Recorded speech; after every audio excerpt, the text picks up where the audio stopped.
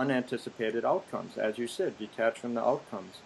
Because when you attempt to exert control over every aspect of your life, it's like swimming upstream. You know, progress is slow and difficult. Surrender to divine will. You begin swimming with the current. You're in the flow, and life gets easier. And surrendering to divine will does not mean you're sacrificing your free will. You're still completely free to make your own choices. You're simply trusting that God has a better plan for your life than you do. Amen. I absolutely agree with that. And like I said, that's why I call it the lavender-scented river. Because it is about, I do find myself struggling upstream sometimes, trying to follow goals that I think are what's good for me. And yet, once again, when I find myself doing that, the more that I just release that attachment, the more things seem to go the way that they're meant to be, which often is how I want them to be. So it's amazing to see just how much easier life is, and how much less stress there is, and how much less resistance I find when I can let go and let God, and really just trust that what needs to happen will happen. And when you're in the flow, that's when synchronicities happen. Yes. And that's a really great subject for today, because that's how you and I met. It's an incredible synchronicity.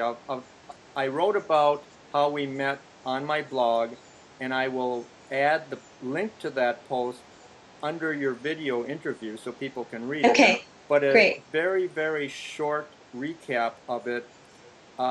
Just a few weeks ago, I had 2 years worth of Writer's Digest piling up, and I thought, I got to start reading those. So I took an issue. I was reading an article about sending query letters to agents, and one in particular popped out at me because the agent commented on the margin to read the full manuscript, and she called the author and said, I would get into a monkey knife fight to represent you. And that amused me. I hadn't heard that before. 30 minutes later, I was using Google Images to search for an image for a different blog post, in fact, about surrender. And the first image that caught my eye that seemed appropriate was this woman in a green dress raising her hands toward the sky in serene surrender.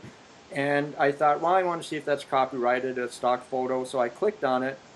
It brought me to a website, and I saw the person had written about starting to try to publish a book. Well, I have a book that interests me. I started reading, and what I was reading, I saw that the author said her agent told her I would get in a monkey knife fight to represent this book. And I thought, wait a minute, I just read that for the first time 30 minutes ago. I picked up the Writer's Digest, found that article again. I looked, the agent was Barbara Poel in both instances.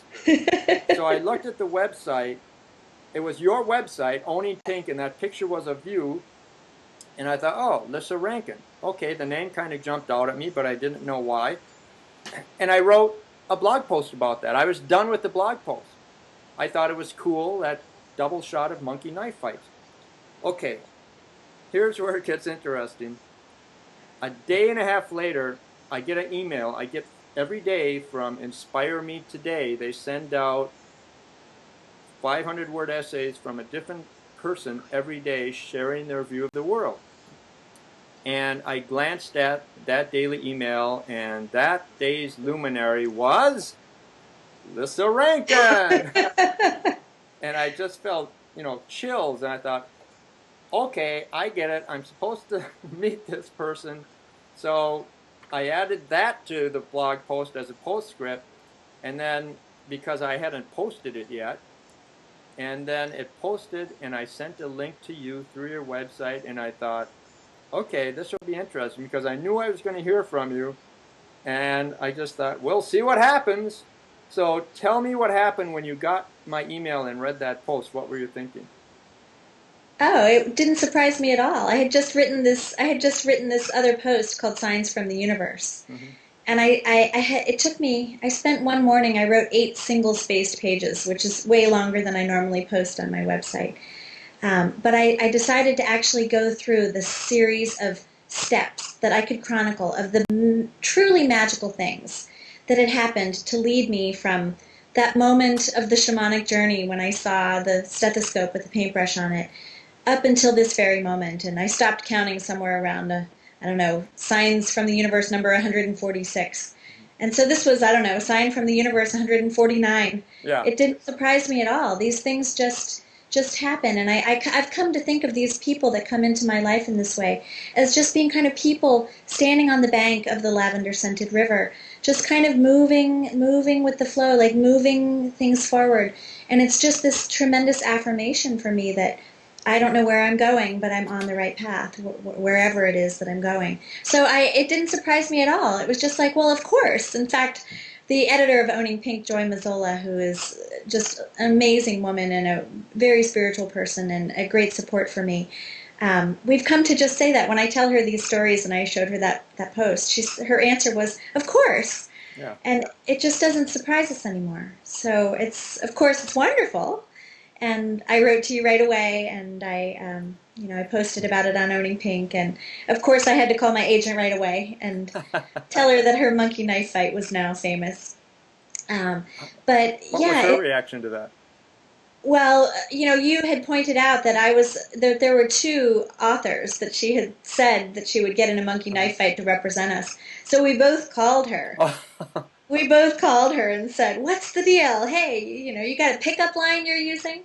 And so we had to harass her a little bit about it. She said, "I think I've got one more in me." She's like, "Hey, both of you have been I was spot on when I had the monkey knife fight revelation." So she said, "I think I've got one more monkey knife fight left in me for somebody else who's still out there looking for an agent." So Barbara Powell, if there's anybody out there that thinks they have a monkey knife fight book-worthy project. That's cool that the first author saw the poster, or how did I think it had come up in I think it was when she first posted that in Writer's Digest, that she had then been connected with me in some way. So okay. I'm not sure exactly how it happened, but she said, "What, are you guys psychically connected? How did you know?"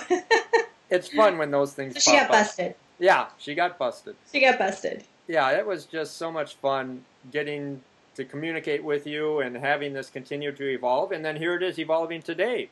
I know. We have this wonderful conversation that we can share with everyone else and really inspire some people, make some people think. You've said a lot of wonderful things, and I know that a lot of people are going to be very interested in hearing your thoughts about all that. Now, Thanks. let me ask you this. You practice integrative medicine at Clear Center of Health in Mill Valley, California.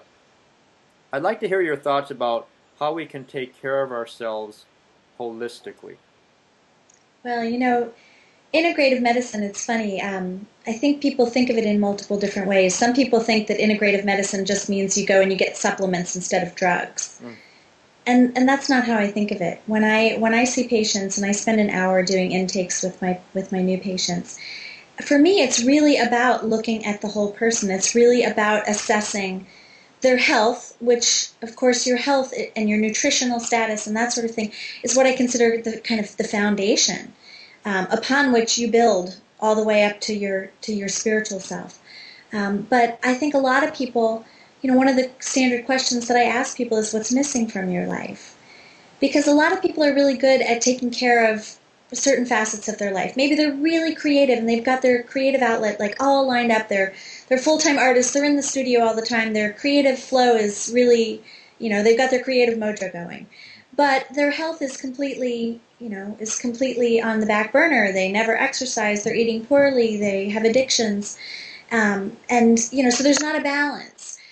Some people are they spend all their time devoted to their relationships. So they're great mothers, they're great wives, they're putting a lot of energy into keeping the family alive, but they haven't put any energy into their spirituality or their creativity or their sexuality or their health. So really a lot of it for me is kind of trying to assess where people are in this process. Mm-hmm. And of course, because I'm a physician, a lot of that focuses on building up the foundation, because I think it's hard to be focused on your creativity or your spirituality if you feel like crap all the time and you have no energy and you're not sleeping well at night, or you're in menopause and you're suffering. So obviously that's a lot of what I do, is really trying to get to the bottom of helping people to optimize what it is that they do. And I guess that in some ways I think is how I'm different than some doctors, is that it's not so much about fixing the acute problems. It really is about optimization.